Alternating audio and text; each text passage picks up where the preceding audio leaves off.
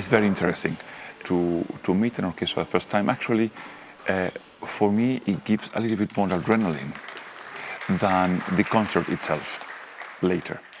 It's this right moment where you say, good morning, let's rehearse.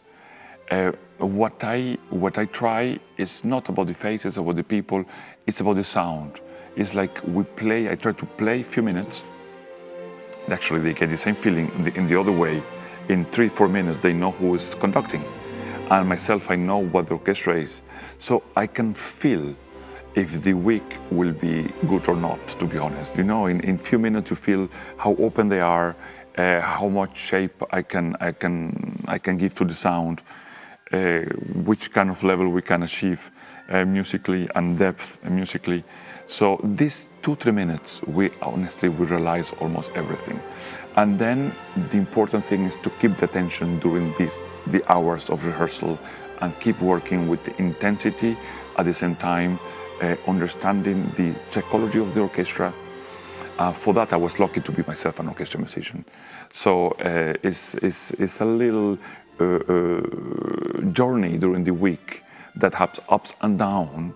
But the important thing is that in the first minutes, you establish the goals and the demands you will have during the week.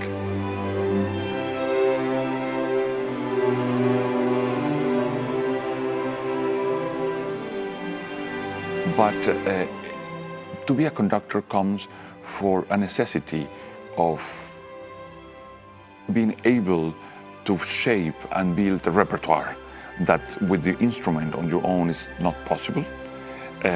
So if I'm a violin player, I can always play Brahms' Fourth Symphony in the tutti, but I maybe cannot shape it as I want.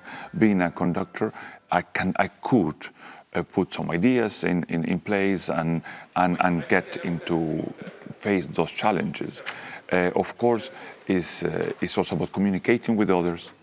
It's about team group. Today is not anymore this conductor of dictatorships and all this doesn't really exist anymore.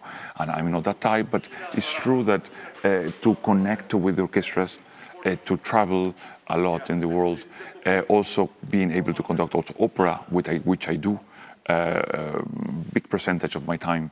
So I think it's a big passion about the repertoire and communication skills.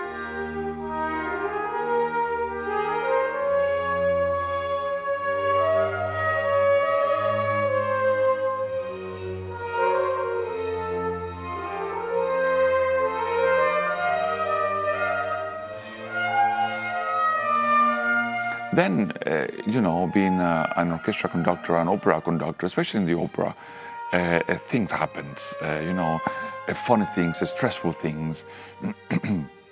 I will never forget, I was conducting, this is just one of the experiences, I was conducting Tosca in Berlin. And the Tosca was my wife, Sonia Yoncheva, and she was pregnant of our second child, our daughter. And quite in a late stage of the pregnancy, she was still singing in late May, and she gave birth in October.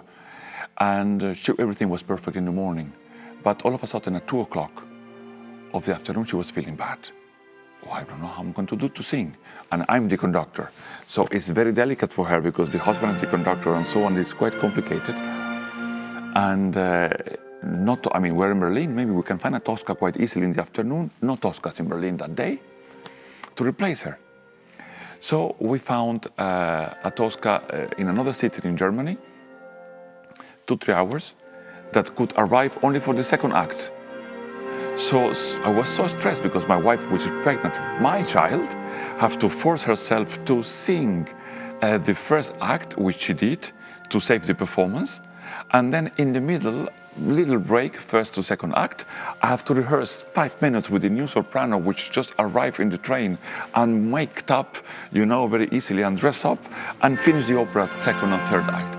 Unbelievable things in the opera, and things like this it gives emotion. It's funny, it's crazy, and then after 5 years, I can tell the story smiling.